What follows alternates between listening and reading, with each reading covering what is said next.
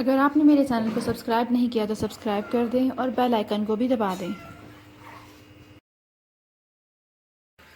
कि हम बना रहे हैं किया कद्दू का रायता, क्योंकि इसकी तासीर बहुत ज़्यादा ठंडी होती है और जिस तरह से आजकल गर्मियाँ चल रही हैं, गर्मियों का सीज़न है, तो उसके लिए स्टमक वगैरह डिस्टर्ब रहते हैं, तो ये जो है ये बहुत ही अच्छा है सेहत के लिए। तो सबसे पहले मैंने किया लिया, उसे मैंने पील किया। सबसे पहले पील करने के बाद मैंने उसको इसके ऊपर क्रश किया। क्रश करने के बाद ये इस फॉर्म में आ गया, ये देखिए इस फॉर्म में आ गया।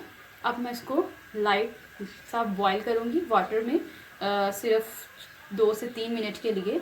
और आफ्टर डैट मैं आपको बताऊंगी कि इसमें हमें क्या मिक्स करना है। ग्रीन चिली थोड़ी सी इसमें ऐड करेंगे और सॉल्ट, बस इसके अलावा कुछ भी नहीं। और इसको आप किसी भी तरह के पकोड़े वगैरह के साथ भी खा सकते हैं।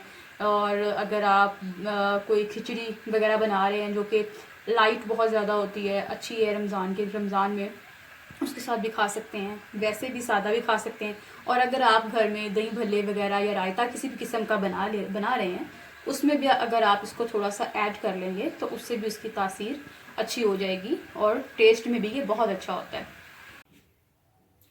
हाँ जी, तो किया जो था कद्दू, उसे मैंने बॉईल कर लिया था। बॉईल करने के बाद उसे मैंने पानी के नीचे, यानी कि टैप वाटर के नीचे 2 मिनट के लिए किया। और उसके बाद इसे स्ट्रेन करने के बाद मैंने हाथों की मदद से प्रेस करके इससे एक्स्ट्रा वाटर जो था निकाल लिया।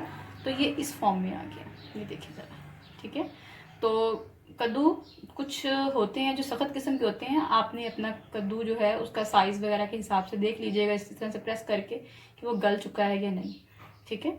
अब मैंने दही को उसके बाद इसमें से बीट किया, अच्छे से बीट करने के बाद यहाँ मैंने कुछ दही जो है ये रायते के लिए निकाल लिया। अब मैं कुछ कद्दू जो मैंने इस तरह से बॉईल किया था क्रश करने के बाद, उसे मैं इसमें ऐड करूँगी। और साथ ही में मैंने ग्रीन चिली कूटी हुई थी, काटी नहीं थी, कूटी थी, उसे इसमें ऐड करूँगी। एंड सम सॉल्ट आपके टेस्ट के हिसाब से। और मैं इसे मिक्स कर दूँगी। आप चाहें तो ग्रीन चिली की बजाय रेड चिली भी ऐड कर सकते हैं, लेकिन मैंने इसमें ग्रीन चिली ऐड की है। तो ये मेरा रायता जो है ये बिल्कुल तैयार है। इस रायते को आप चटनी के, आप राइस के साथ भी खा सकते हैं, सर्व कर सकते हैं। बट आज मैं इसे सर्व करने वाली हूँ समोसा और पकोड़ा वगैरह के साथ, ठीक है। इसे मैं सर्व करने जा रही हूँ।